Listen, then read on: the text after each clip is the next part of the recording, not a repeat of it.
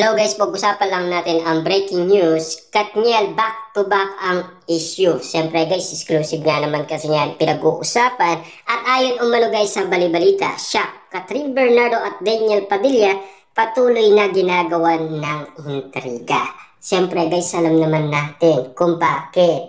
Dahil may kadahilanan kung bakit sila ginagawan ng intriga. Lalo-lalo na kasi guys sa kilos at ginagawa nila. At lalo-lalo na kasi guys, laging nakabantay ang mga matang lahawin. Siyempre guys, matatalas nga naman kasi ang mga paningin nila kina Catherine Bernardo at Daniel Padilla. At lalo-lalo na kasi guys, ang lagi nating pinag-uusapan yung tungkol sa nangyari. At kung bakit nga naman sila guys kumilos ng kakaiba. Bakit nga ba?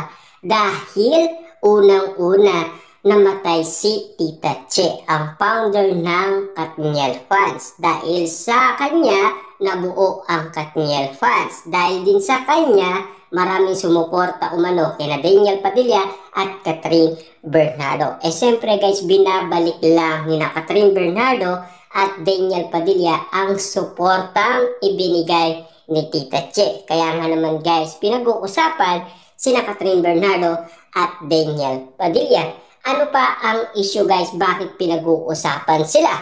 Unang-una na dyan guys, ang mga eksena nangyayari sa BGC noong April 9. Pinag-uusapan guys na spotted daw si Catherine Bernardo na magkatabi ng condominium si Catherine at Daniel Padilla. Ibig sabihin, ang mga issue na yan talagang spotted sa mga mata ng mga netizens, lalong-lalo na guys ang balita. Siyempre, kita nyo naman guys, di naman siguro ibabalita yan kung walang nakitang nangyari.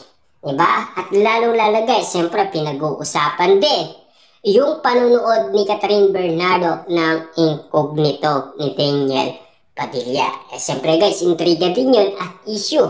At lalong-lalo na kasi guys, yung pagpupromote ni Catherine Bernardo ng incognito na teleserye ni Daniel Padilla. Siyempre guys, issue pa rin yan at intriga para sa mga netizens at mga sausawerang kapitbahay. At lalong-lalo na guys, pinopromote ni Catherine Bernardo ang The House of Us at pilit niyang gustong balikan ang mga nangyari. Kasi kung hindi nga naman kasi guys natalo ang The House of Us, hindi sana guys iina ang Katniel. Siyempre guys, naiintindihan naman ni Daniel Padilla ang sitwasyon. Kasi sobrang tagal na guys ng Katniel. More than 12 years na ang love team. Nagsawa umano guys ang mga tao kina Daniel Padilla at Catherine Bernardo. Kaya ang pagkakaalam ng mga tao ay publicity lang ang iwalayan Katniel. Kaya nga naman guys, pinag-iwalay daw ang Katniel para subukan silang dalawa kung sino talaga ang susuportaan ng maraming tao. Kita nyo naman guys, sinuportaan naman yung dalawa kahit na magkaiwalay. Malakas pa rin. Kasi alam naman natin guys, kaabang-abang yan at inihintay talaga ang bawat eksena ni Daniel Padilla at Catherine Bernardo. Pero may mga bumabatikos pa rin at may mga basher pa rin. Hindi mawawala yan guys, diba? Kay Catherine, meron din tumitira sa kanya tulad na lang guys nung siya ay spotted naging judge ng Pilipinas Got Talent Season 7. Hindi daw siya bagay sa pagiging orado. At lalong-lalo na guys, nabubunal daw ito. At hindi bagay sa kanya ang pagiging orado. Kita niyo naman guys, no? Daniel Padilla, ano ang napag-usapan guys tungkol sa kanyang buhok na pinag-usapan sa social media. Hindi daw guys bagay sa kanya.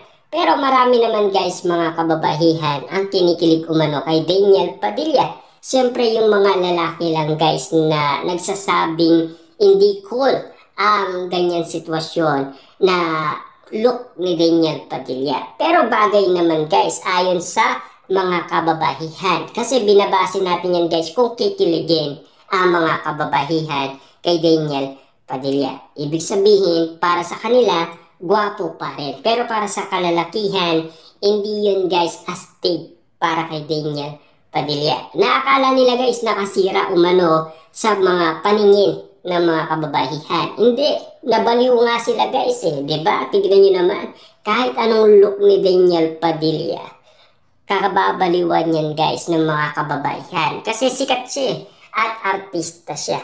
At lalong-lalo guys, may alindog yan. Diba? At lalong-lalo guys, brusko yan. Yan ang mga gusto ng mga kababaihan. Lalong-lalo na kasi guys, may karanasan na. At lalong-lalo na, may mga isyong napag-usapan na last 2023. Sobrang hot nga naman kasi guys ni Daniel Padilla ayon umano sa mga kababaihan. Siyempre, ano pa ba guys ang mga issue? Siyempre, yung kaganapan nangyari sa Christmas special.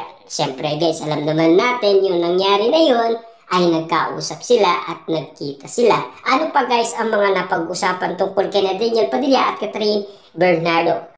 Siyempre guys, si Daniel Padilla ay paikot-ikot sa nasabing subdivision kung saan nakatira si Catherine Bernardo. Siyempre guys, ayon sa bali-balita, inaabol daw ni Daniel Padilla si Catherine Bernardo. Ano naman guys ang kakaibang issue at intriga kay Catherine at Daniel Padilla noong kaarawan ni Mami Min Bernardo. Noong nagsalita si Catherine Bernardo at nakikipagbalikan siya kay Daniel Padilla. Issue yan at intriga. Ibig sabihin, gumagawa ng akbang sina Daniel Padilla at Catherine Bernardo sa isa't isa. Ibig sabihin, nagtutulungan sila para balikan ang isa't isa.